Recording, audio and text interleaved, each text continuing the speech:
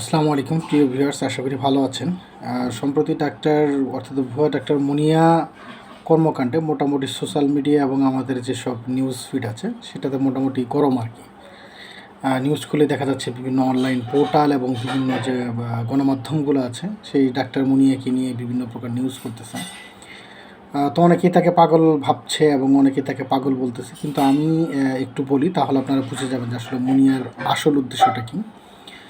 Meunière যে মামলাটায় ধরা পড়েছে এখানে আমাদের যে সাক্ষ্য আইন আছে, অর্থাৎ যার মাধ্যমে বিচার আচার হয়ে থাকে আর কি, ট্রায়াল প্রসিডিং যার মাধ্যমে হয়, সাক্ষ্য আইন 1872 সালের, সেই সাক্ষ্য আইনের 27 ধারা অনুযায়ী তার কাছ থেকে কিন্তু উদ্ধার হয়েছে কি, তার কথিত মতে তার কাছ থেকে উদ্ধার হয়েছে আইডি কার্ড এবং তার কাছ সে যে চুরি করেছে সেই চোরাই মালামাল, এবং তার কাছ থেকে একটা অ্যাফ্রন উদ্ধার হয়েছে। তার মানে তার যে অপরাধটি এটা কিন্তু অ্যাডমিটেড, এবং সে কিন্তু 164 ধারায় জবানবন্দি। 164 ধারা জবানবন্দিটা আমি যদি একটু আপনাদেরকে বলে বুঝাই দিই, সিআরপিসি অর্থাৎ ক্রিমিনাল প্রসিডিং যে হয় তার 164 ধারার জবানবন্দিটা হলো, যখন কোনো অপরাধীর বিরুদ্ধে কোনো অপরাধ আনা হয় বা অভিযোগ আনা হয় এবং সেই অভিযোগকে স্বীকার করে যখন কোনো আসামি জবানবন্দি দেয়, সেই জবানবন্দিটাকে বলা হয় অপরাধ স্বীকারোক্তি, অথবা আমরা এটাকে 164 বলে থাকি আর কি, 164 ধারা জবানবন্দি বলি।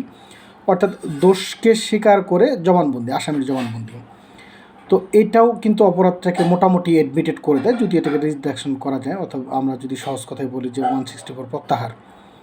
তো এই 164 প্রত্যাহার করতে গেলে কিছু গ্রাউন্ড লাগে। তো আমার কাছে মনে হচ্ছে যেটা, ডক্টর মুনিয়া অর্থাৎ ভুয়া ডক্টর মুনিয়ার যিনি আইনজীবী, তিনি অত্যন্ত চৌকস এবং অত্যন্ত বিজ্ঞ সিনিয়র আইনজীবী।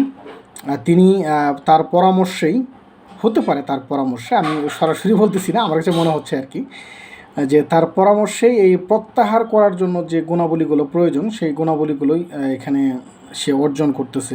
অর্থাৎ যে এলিমেন্টসগুলো প্রয়োজন, অর্থাৎ সে যে আসলে মানসিকভাবে বিকারগ্রস্ত ছাড়া, প্রমাণ ছাড়া এখান থেকে ডক্টর মুনিয়াকে খালাস পাওয়ার কোনো ব্যবস্থাই করা যাবে না। তার কারণ যেহেতু সিসিটিভি ফুটেজ আছে এবং ঢাকা মেডিকেলে সে একাধিকবার করেছে, টিকটক করেছে, এবং বিভিন্ন আইসিইউ এর সিসিটিভি ফুটেজে তাকে দেখা গিয়েছে, এবং বিভিন্ন চোরাই মোবাইল যে সে নিয়েছে এগুলোরও সিসিটিভি ফুটেজ পাওয়া গেছে। সুতরাং যদি এই ডক্টর মুনিয়া যদি এই মামলা থেকে প্রত্যাহার পেতে চায়, খালাস পেতে চায়, তাহলে তাকে একটা জিনিসই প্রমাণ করতে হবে, মানসিক রোগী। এবং আমরা যেটা প্রত্যেকেই বলতেছি সে একজন মানসিক রোগী। তো এতে করে কিন্তু আমরা ডক্টর মুনিয়া বা ভুয়া ডাক্তার মুনিয়া যাই বলি না কেন, তাকে যে তার মামলা থেকে অব্যাহতি বা খালাস যেটাই বলি না কেন সেটা পাওয়ার একটা সুযোগ করে দিচ্ছি।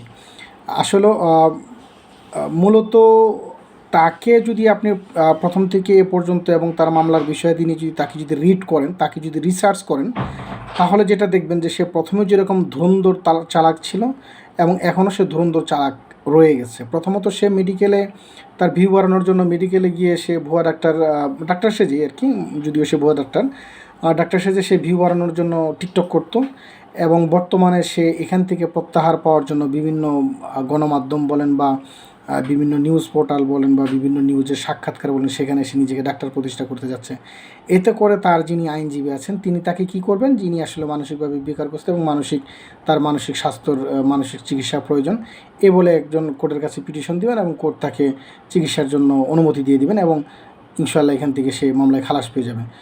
সুতরাং আমরা তার কথায় গা না ভাসাই, সে যে আসলে ভুয়া ডাক্তার, এজন্য আমরা তার শাস্তি দাবি করি, এবং সে এই শাস্তি থেকে শাস্তি থেকে মুক্তি পাওয়ার জন্য বা শাস্তি থেকে অব্যাহতি পাওয়ার জন্য সে এইসব পায়তারা করতেছে, এটাই আমরা ধরে নিই। ভালো থাকবেন সবাই, সুস্থ থাকবেন সবাই, আসসালামু আলাইকুম।